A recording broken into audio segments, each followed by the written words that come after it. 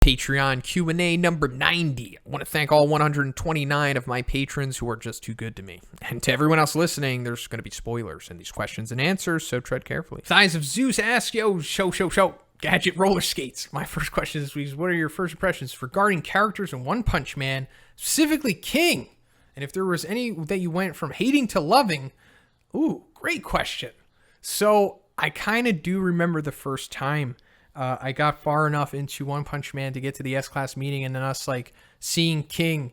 I mean, I know we saw him before that in season 1, Easter eggs and stuff, but like when I first saw King and they were like, he's the strongest man on Earth, but he's S-Class rank 7. I was like, what does that mean?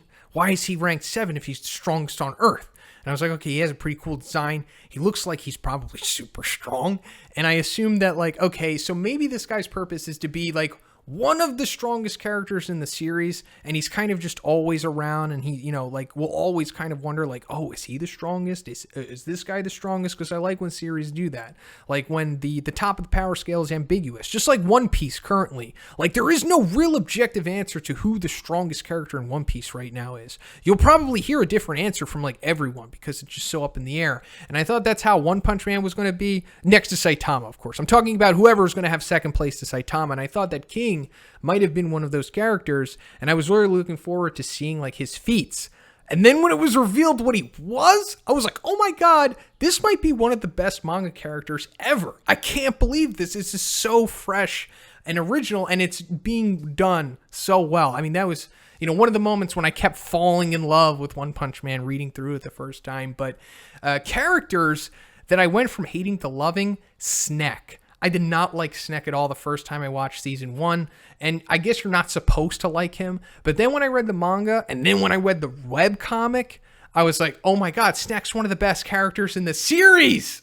My second question is, if you were Psychos, how would you match up the monsters to defeat the S-Class? So I actually talked about this 2 weeks ago. I'll put the results that I have right here, but then feel free to go back to Q&As ago, the one that has like Homeless Emperor shooting Darkshine. I have my full answer there. Acoustic asks, hey man, what is the strongest monster that you believe Atomic Samurai can take out? High diff. Cheers. So high diff, I think maybe like Phoenix Man, Brilliant Eagle Phoenix Man, maybe. I know a lot of you are saying, no way, there's no way he could be, and maybe not. I don't know. I'm just thinking because like, he could take out, a few of the cadres, like I've said many times before, like the Fura Uglies, the Homeless Emperors, and, probably even Neon.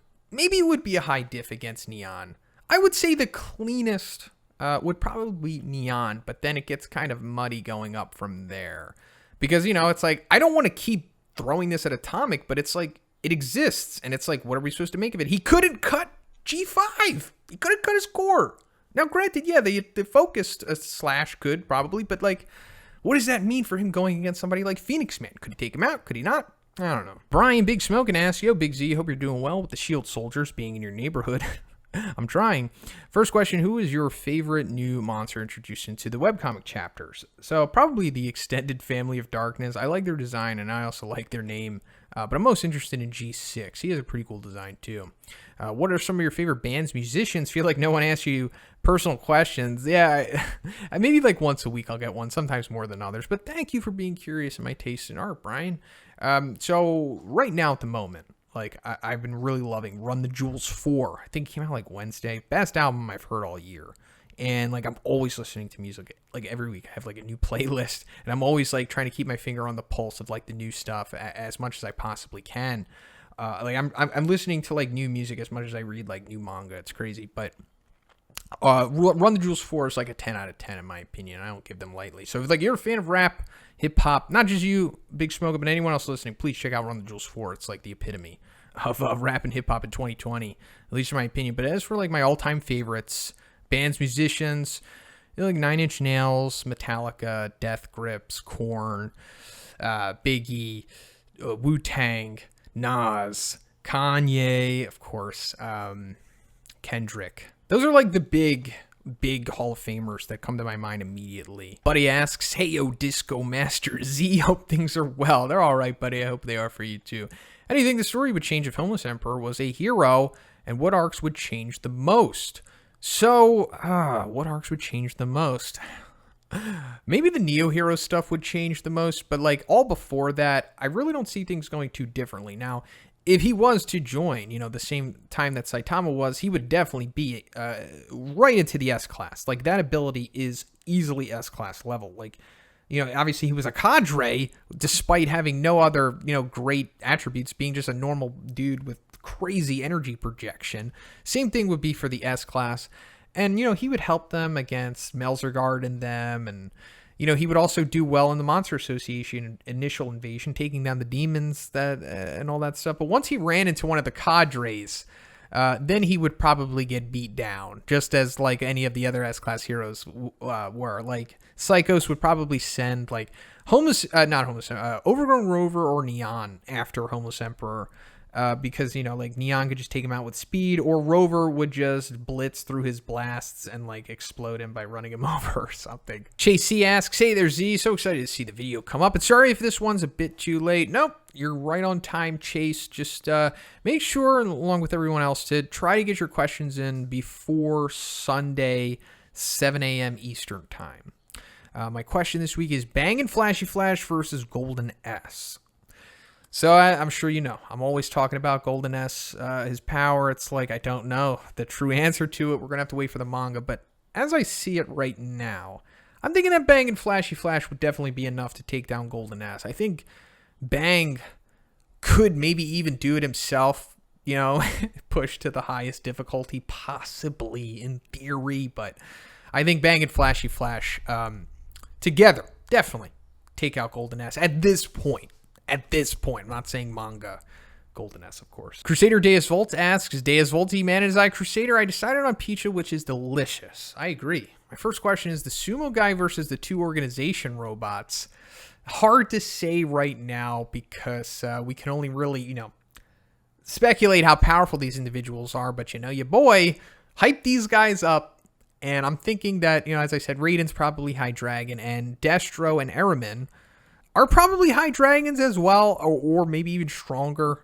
Just taking a guess. So, just off of that math right there, 2 High Dragons versus 1 High Dragon, the 2 High Dragons would probably win, but we still don't have enough info on these guys. So, for all we know, maybe, Raiden would one-shot both of them. Or maybe they can't do enough damage to him. I don't know. But just based off of 2 High Dragons in theory versus 1 High Dragon in theory, I'm thinking that they take it. Next question. Blue doesn't seem to be as strong as we thought. So I thought a Blue versus Drive Knight seems like a pretty even fight if Blue beats this demon in the new chapter as easy as Drive Knight defeated Neon because he low diffed him. Okay, so you mean Dragon. That's fine. Blue versus Drive Knight. That's another speculation match because we haven't seen the full extent of either of these characters. And I think Drive Knight is probably like one of the strongest S-class heroes, just taking a guess, because I think he was only using like maybe 70 or 80% of his power against Neon. Again, guessing, but I assume at 100% of his power, he's really, really, really strong, like to the point of where like not many S-class level dudes could solo him. So Blue, unhinged, no limiter on him. Like he moves his suit. He would have to go to that at this point in order to defeat Drive Knight. But again, so much speculation here. There's no way to come up with an accurate answer yet. Dino W asks, hey, Shonen, I guess the finger crossing last week works. We just got some new webcomic chapters that we did. So satisfying. Who would win in a rematch between Overgrown River and current manga Garo? I think Garo would probably win, but not because of what Bang and Bomb did. We have to remember that Rover was weakened severely, pretty much, coming into that fight with Bang and Bomb. So they had a lot of leeway in that, also going into the little power-up that they got from Fubuki. But I think Garo, what he did to Darkshine in chapter 130 or 129, I think that shows that he could probably take Rover in the rematch, even Rover at peak power. I mean, it wouldn't be like easy, of course, but I think he could definitely get the job done. I mean, anybody that can just completely wreck Darkshine like that would have a pretty good chance of taking down Rover, in my opinion. Who would you rank the 5 dragons who just got introduced in the webcomic from weakest to strongest? So, excuse me, rough estimate here, of course, because we literally haven't seen them do anything. But you know that. You just want to hear my thoughts on it, and that's fine. So, number 1, we got the aggregation. And I put him there just because he's facing Tatsumaki. So I'm assuming that considering it's Tatsumaki, she's probably going to have the strongest one to deal with. And then we have Eel Dragon going against Blue. Maybe he's the second strongest because Blue really needs to prove himself here. And then G6, you know, the G robots have never been like, oh my god, they're the strongest. But they've always been like, oh wow, they're no joke. So I assume that he's like maybe mid-dragon in power, somewhere around there. The extended family of darkness, really difficult to say, but considering they're going against Genos, and Genos might legitimately get this win here, they're probably going to be low dragons. And then Heavy Smoker, I think that he's going to lose to Tank Top Master, meaning that he's probably going to be a low dragon as well, unless Tank Top Master somehow goes beyond what we assumed of him, and like Heavy Smoker's a high dragon. Yeah, just unlikely at this point. Franklyn L asks, hey, Shona, my question this week is about Chapter 128 and the 5 dragons. We know that at least one of them come from the organization, so what if they were all released by the organization?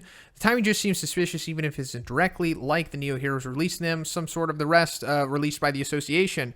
So you're right to speculate that this is suspicious, because it definitely is. I mean, as Psycho said in the manga recently, or last year, that it's difficult to get dragons together. Extremely difficult. So them to all, you know, appear at the same time is definitely suspicious, and it's probably foul play going on here. And I agree that it's probably the organization, considering that G6 came from them. They probably had like those 4 other dragons locked up or something, because obviously we saw that Drive Knight in the manga took Neon, so I assume in the webcomic they probably have that same philosophy. So, yeah, I mean, I'm thinking that this is probably the organization's doing, because, you know, remember that all of the Neo Heroes have those suits on, so they want the Neo Heroes to fight their monsters so they collect the data from the suits, therefore they get stronger, and pretty much until they are strong enough to take over the world, I guess, right? I'm going to make a video about this, but there's just so many videos I have to make before this, but it's definitely, I think, going to come to light that the organization was behind it. Geruda asks, hey, Shonen, do you think Zombie Man is still capable of being affected by monster cells? Thanks. So, very interesting, because, like, Zombie Man's technically a monster, you know, by Dr. Genus's definition, but it's like, did Dr. Genus, like, absolutely make him a monster, like, biology-wise, like, according to, like, what a monster would be in their world? Like, what happens if you eat a monster cell? Like, so naturally, like, if a monster, let's say like Crablante ate a monster cell, probably nothing would happen, right? Because I mean, monster cells, we don't have like an exact scientific data on them. We don't know all the ins and outs to them. So like, I assume that maybe Zombie Man would probably transform. I assume that he's not like the same type of monster that Crablante is, you know? It's hard to say, but if they could affect him, then he would definitely become like S-class level in strength. Not talking like, you know, overall, I'm saying like, you know, his physical strength that like we saw him bending the bars, which, you know, maybe it was A-class level or something, but maybe his regeneration would get even better too. Maybe he would have like Meteoric Burst Boros regeneration at that point. Joseph K asks, hey, Shona, my question this week is about King's luck ability. I'm in agreement with you that the Power King has something in the universe that protects him from harm, rather than just everyone in the universe exaggerating his presence. And then you go on to say about how I said that King would win in the casino, but you also think that he's unlucky because he gets attacked by monsters. So, as I always say about King's ability, the aura, it's nuanced. It's very nuanced. I do not understand all of the rules to it. So, yes, it does seem like he is unlucky at a glance, and also unlucky. So, like, if we were to dissect the aura and we're able to see, like, what it literally is, I don't think it would say, like, King is 100% lucky all of the time, and he will always have fortune, and nothing will ever affect him. I don't think it's like that at all. Like I said, it's nuanced, so that he could still fall into unlucky situations, but then get out of them. I think that's more or less what it's like.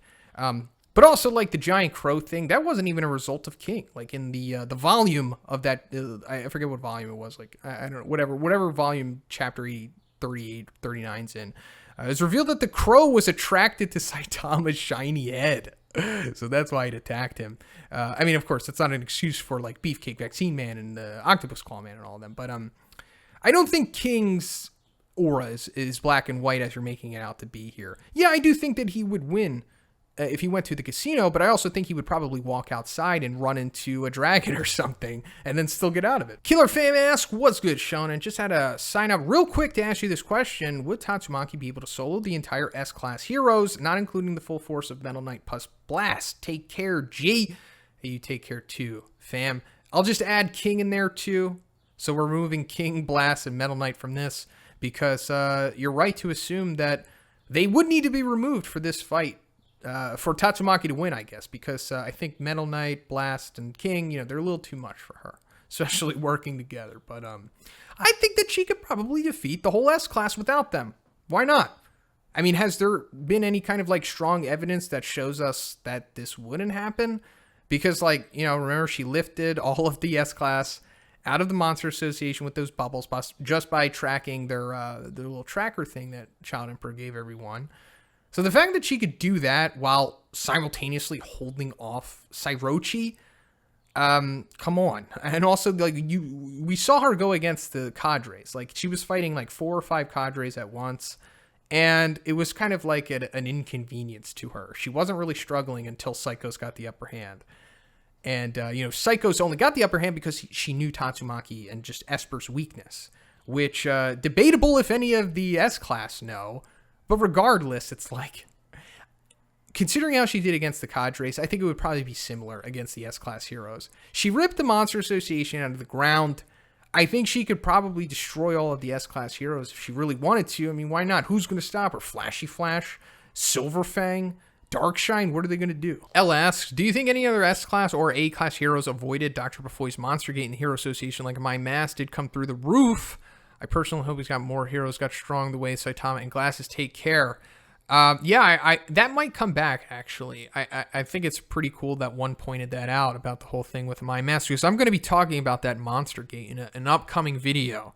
And it's really going to bother some people about what I have to say about that gate, but that's a story for another time. But yeah, I do think that there's probably a few S-Class heroes that have avoided the gate or just have never come into contact with it at all. Like, it's, did Darkshine come encounter with that gate? Like, did he leave the Hero Association directly after the battle and then went to the New Heroes? Or did he go back to the Hero Association, stick around for a little bit? Did he go through the thing? I don't know. Did Tank Top Master go through it? Did Watchdog Man go through it? Did Watchdog Man ever leave Q City? So many unknown questions here, but I do think that this is going to come into play, and we're going to see some fishy stuff going on. Legandaryus asks, what would happen if the Batman who laughs is sent into the One Punch Man world? Who would be sent to take him out? I could see him making another Monster Association just for the fun of seeing who's most threatening.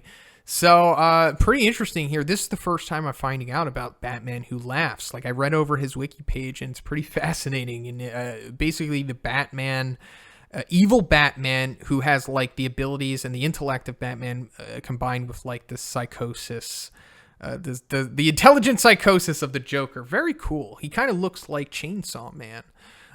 But considering that the abilities that the crown around his eyes give him, that would be such an advantage in the world of One Punch Man. They would have to send like somebody like Tatsumaki probably after him, because I don't know how others would really be able to react with that crown ability. I mean, outside of that, he's basically like maybe a demon or something, but man, that ability is so significant. And also, the organizing that he could do, like you said, creating a new Monster Association, he could probably do that too. But I think the Hero Association would take him very seriously once they saw the abilities that his crown had. Luke H asks, greetings, Show Ninja, from what it seems like Bizarro World, judging by the recent events going around the world. So to keep my sanity, I've been binging anime content. You're Saitama tier of quality. Hey, thank you, Luke. I really appreciate that, man. So my questions are, what is your favorite DBZ arc? Mine is the Saiyan Saga. Yeah, mine too. I agree. I think that's the peak of Dragon Ball Z easily, especially in the manga. It's so good. Yeah, everybody has a different answer to this question, which is good. It just means that Dragon Ball has so many good arcs that people have to choose from. Frieza, Namek, Android, Cell, all that stuff. But I think easily it's got to be the Saiyan Saga. And like I said, it's the peak of the series. And I'm not saying it gets worse after that. I'm just saying I don't think it really ever gets better. It stays, more or less of good quality for sure. But man, Saiyan Saga, first 40 chapters of the manga, first 60, somewhere around there. I don't know. So solid. So much fun. So exciting too. Goku versus Vegeta.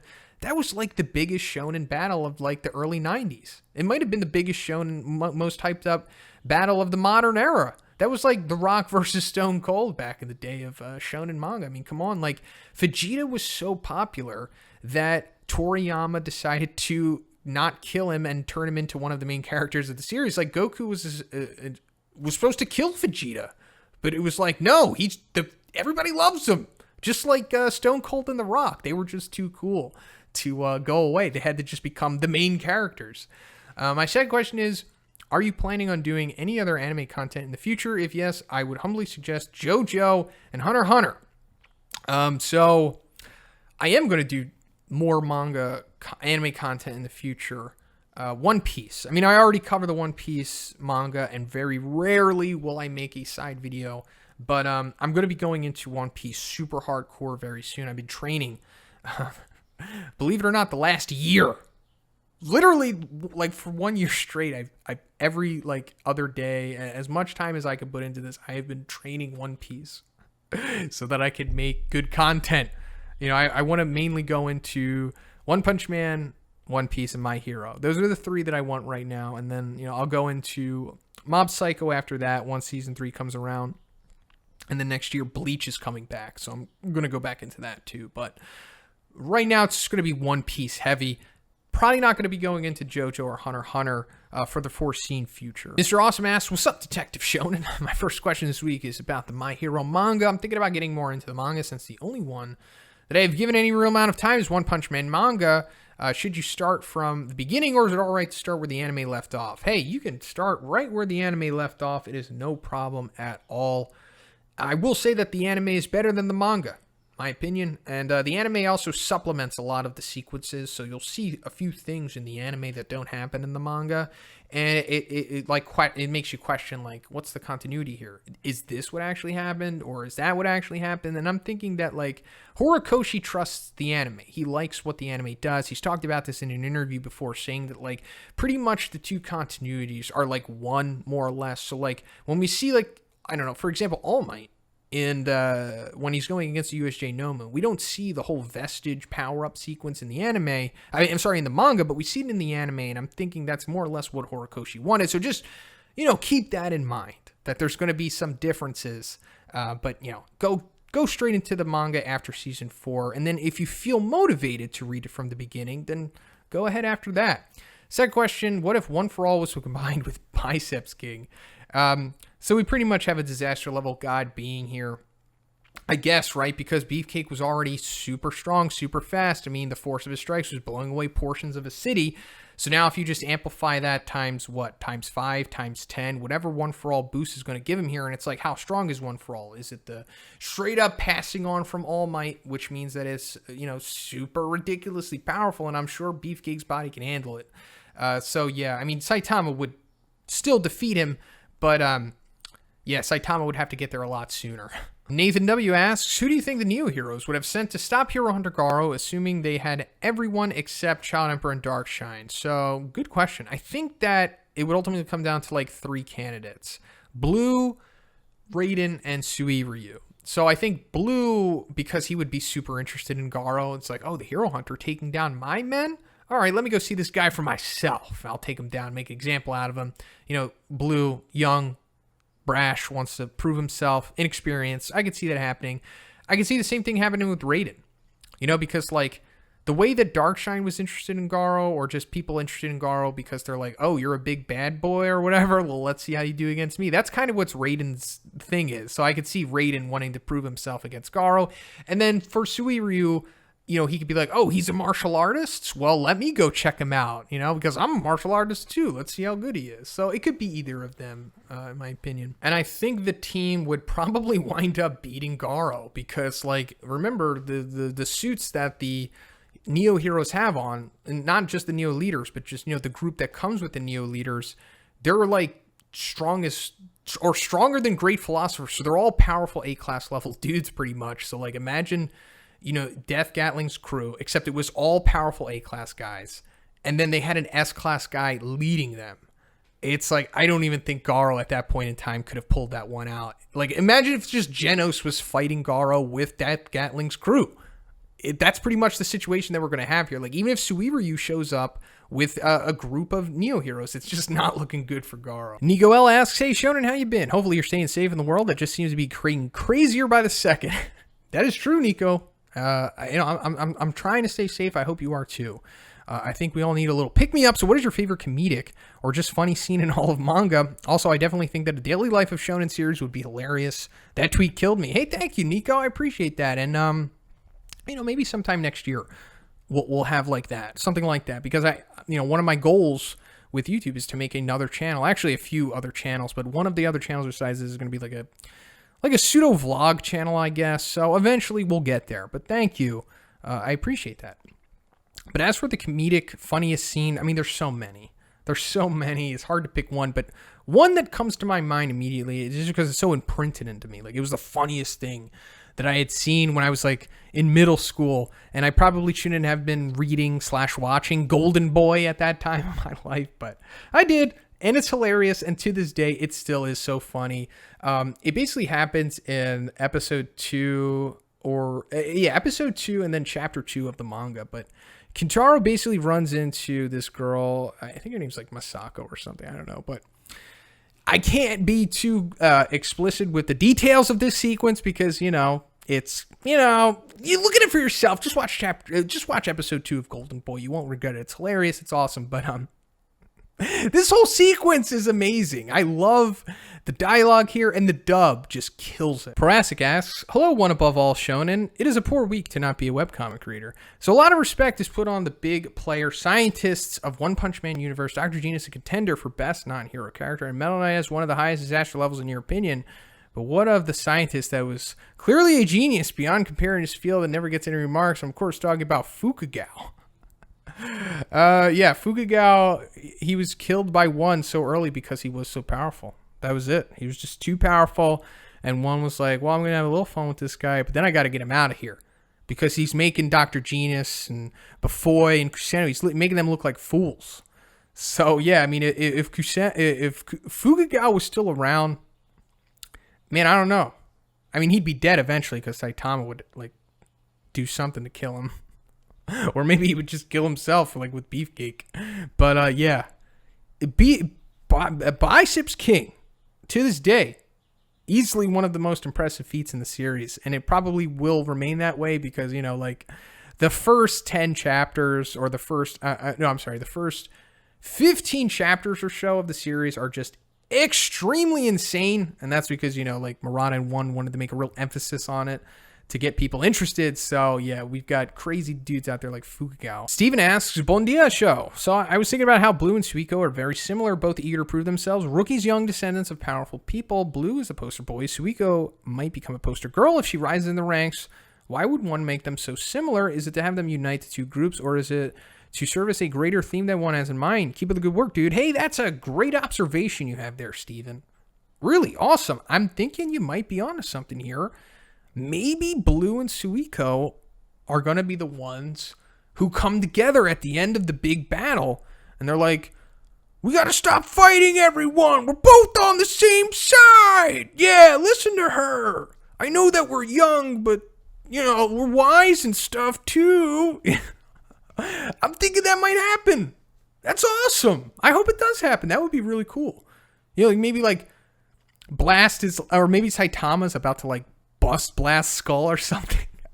And then they step up to him stop it. I don't know. But I really do think you're onto something here. Tetsucabruh asks, what's happening, Big Z? I got a juicy one today. What if Tatsumaki and Saitama fell in love? Shoutouts to Kami Tenchi. So I personally hope this doesn't happen unless Tatsumaki has some kind of crazy 180 in her character development because she sucks. She's a great character. Don't get me wrong. I know that she has a tragic past. And it's caused the way that she is. But still, just because you fall in love with a person who sucks doesn't mean that they're not going to suck anymore. And Saitama being around with her would just suck. Think about it. Think about what their life would be like if they were in a relationship. Maybe it would be great in the first 2 weeks, just like every relationship. But after that, man, it's really going to fall apart fast. So I'm thinking that somebody like Fubuki is definitely somebody that Saitama deserves to fall in love with. Tatsumaki should wind up like King or somebody. Also, you mentioned casually destroying buildings was a sign of demon to dragon level strength. OG Paradiser suits, three-eyed ghosts, toppled buildings, not very impressive. That's fine, Tetsucabruh, and I forgive you, for you know not what you do here. And you're paraphrasing me, and that's fine. I didn't say this verbatim, but I paraphrase all the time, so it's no problem. But I will say that the OG Paradisers definitely did technically destroy a building, and as what you're saying here is a blanket term for destroying building. It's not all created equal. So when the Paradisers busted that building, they busted the foundation of it, just the first part of the building, just the floor level, took it out, and then it collapsed after that. Same thing with Deep Sea King. When he was going after Lightning Max, he busted the foundation and the building came down. Bove demons, right? Bove demon level strength. So just because the Paradisers have some crazy level of strength, like what could be a high demon, does not mean that they are high demons because they lack the other attributes that would match that criteria. You get what I'm saying? Just like Homeless Emperor. Homeless Emperor probably has a dragon level ability, right? But he's basically a normal human outside of that, so he's not at the top of the cadres, and he's not considered a universal high dragon. Same thing with the Paradisers. They have high demon level strength, but not the speed or the durability or the intelligence or whatever else. And then for Three-Eyed Ghost, he was like bigger than the building he was busting. Are you really going to try to grandstand me with this one? And I know that he was labeled a tiger in the data book, but also he has one panel in a bonus chapter, and this feat was probably made by Murata, honestly, and it doesn't even really matter. He could be a high tiger and have the strength of a demon. I mean, why not? 100 Eyes Octopus was just as big as what a dragon could be, and he was still a demon anyway. And anyway, like I was saying, destroying buildings is not all created equal. Busting the foundation is definitely not equal to Goketsu blowing away a portion of a stadium with the force of his fist. You're not going to agree with me. It's fine, but I just wanted to state my case here. The Skinny Giraffe asks, "Hi, Shonen. Just first I want to say that your content has been amazing recently. Nice job." Hey, thank you, Skinny Giraffe. That really means a lot. Anyway, my first question is a versus battle between my man Metalbat and Orochi. Now, it just seems ridiculous at first, but what if Metalbat was put into a similar situation as Garo, where Geruda captured him due to her interest in his fighting spirit ability? That's pretty cool. That's like a pretty solid fan fiction chapter. Yeah, I mean, I think that he could probably get to where he needs to be. Not immediately, but over time. I don't think Orochi would accidentally kill him. He is a professional after all. He is Orochi. So I think he knows what he's doing. Just same way that he didn't kill Garo. This would be fun to watch. I would love to see how far Metalbat could go. I think maybe Geruda or Orochi would probably find out that Metalbat maybe even has better potential in this Zenkai spam thing because of his inherent fighting spirit, possibly. So then maybe we get some results that we didn't even expect. But yeah, I mean, in theory, he would maybe become stronger than Orochi going through this. I mean, why not? My second question is, how many different kinds of tank tops do you think that there are? So I'm just going to keep it real about Tank Top Master. I think that he might be a permanent gag character. Like, I always wanted Tank Top Master to have more to him. I thought he was going to rise and maybe, I don't know, something was going to change about him. But I think Tank Top Master's purpose in the series is to be like the one character who is never self-aware. Like, he's always pretty much delusional and just will always have like this weird logic about things and then somehow just get by. I think that's his purpose, possibly. I mean, he will have some big moments. I'm going to make a video about it. Don't get me wrong, but I don't think he's ever going to, I don't think there's ever going to be rhyme or reason to what he's doing. Like the multiple tank tops, I think it's all nonsense and it's just like placebo. This might even be one's like analogy for like religious zealots or something, possibly. Water Bottle asks, "Hello, Shonen, do you think it's possible that Terrio might have the same meta luck ability that King has? He seems to be having a good streak of luck with Garo saving him in a similar fashion as Saitama saves King, so I can't help but notice some similarities between the two." So, yeah, Terrio definitely has luck, but it's not coming from the aura or supernatural power or anything like that the way that King does. I think Terrio's luck is just him coming from being a child character in a pseudo-shonen. So he's, you know, only so much can happen to him. Like, one was even kind of pushing the envelope with having Royal Ripper, like, cut his face a little bit. So I think that's maybe the farthest we're going to see damage or danger with Terrio. But again, I just think it's him being a kid. I don't think he has any kind of supernatural powers, at least yet. I mean, maybe he'll develop them. Zapphod B asks, if current webcomic Metalbat with all of his new gear were to fight Hero Hunter Garo, would the outcome be different? Oh, absolutely. Now, granted, we don't know how strong Metalbat in the webcomic is because he hardly has any feats in the webcomic. I think the only feat he really has is going against Melzergar and then what we saw of him recently when he was smashing those ambiguous monsters. So, I mean, just also considering that he's putting on this suit, which he said himself made him way stronger, I think he would probably defeat Metalbat, Hero Hunter Garo. Why not? I mean, he's so much stronger at this point, like maybe 0.5 times stronger, and maybe that's just enough. I don't know, but I think it would definitely be different nonetheless. Who wins in a 1v1 of E-Iron with both arms versus Combo Infinity? I think E-Iron with one arm could take combo infinity with low to mid diff, honestly. But with both arms, it would just be easy, in my opinion. ShadowBatX asks, hello again, I wanted to be in next week's Q&A, so I'm here to bother you. Again, first off, I'll start off by saying you're welcome, hee. And second off, what's cooking today? Nothing's really cooking today. Nothing has been cooking for like the past couple weeks. I just haven't been feeling it. I've just been eating Coach Greg's wraps. So why do the stronger organization robots are aiming for King rather than Blast, aka the breeder worker, aka All for One? Oh, that's a new one. I just think it's odd that the organization, aka Drive Knight, aka the Mad Cyborg, is only aiming the second strongest rather than the number one S-class hero. So I'm confused on that logic since the story never said that Blast's location was unknown. Also, Drive Knight could have spied on a few Hero Association members who can contact him. Last question. Okay, so this brings up to what I was talking about in last week's Q&A with how everybody seems to maybe think that King is stronger than Blast because no one knows what Blast can do. Like, it's really heavily implied that, like, Blast somehow went under the radar with all of his feats. And there's only a select few people in the world that even know about him. So it's going back to like the My Hero thing with like, you know, All Might fighting Prime All for One all of those years, how it was kept under wraps. It's kind of like that because remember when the beer worker is giving information to King or when the girl is like talking about it, she's like, it was confidential that Blast fought the Elder Centipede in the first place. So yeah. So that's why everybody thinks King is the strongest because he keeps being called the strongest man on Earth. And seemingly no one knows how much of a beast Blast is. And then it goes back to Drive Knight being wary of Blast because maybe he saw him as the number 2 threat to him. Because, you know, he obviously knew that King was in the Monster Association battling at that point when he was talking to Second Guard. So he's like, okay, King's down there. My only other threat is Blast. And that's also why the organization keeps going after King, because he keeps being called the strongest man on Earth. So they're just going after, you know, okay, so they say he's the strongest. I guess that's it. Guess he's stronger than Blast. And yeah. But for the last question, do you think that the monstrification process isn't created by God and it's actually from the nukes that destroyed half of the human population? I've done some research and theoretically, if a ton of nukes detonated, it would cause changes in the climate and huge craters over the Earth. It may sound impossible for humans to continue to live, but scientifically humans would still exist. When it comes to the One Punch Man story, more people could have been affected by the radiation since science fiction context. The radiation could have evolved into being a regular genetic code in the human DNA, slowly evolved to a gene that allows people to have powers and create monstrification, maybe if their own radiation possibly. When it comes to monsters, it could be because of the nukes as well.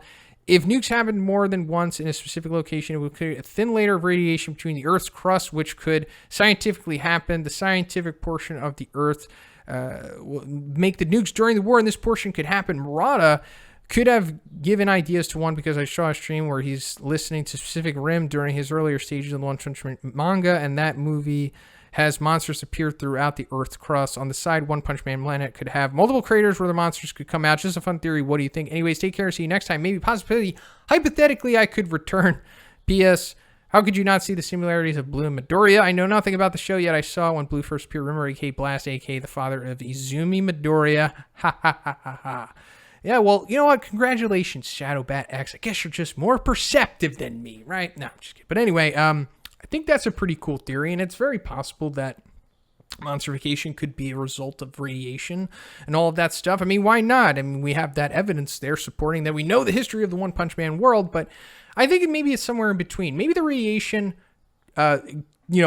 changing the Earth created God. You know, like maybe they monstrified the Earth by the radiation and the nukes and all of that stuff, and that's how God infected everyone's DNA possibly, or maybe it's both. Maybe they created God and monstrification at the same time possibly. That's pretty much it for the video today, guys. Once again, I want to thank all 129 of my super powerful patrons. Guys, I love you. And if you would like to be next week's Q&A, just simply check out the Patreon. The $5 tier will give you access to this video. And if you haven't already, please subscribe as well. Have a great day, and I'll see you in the next one.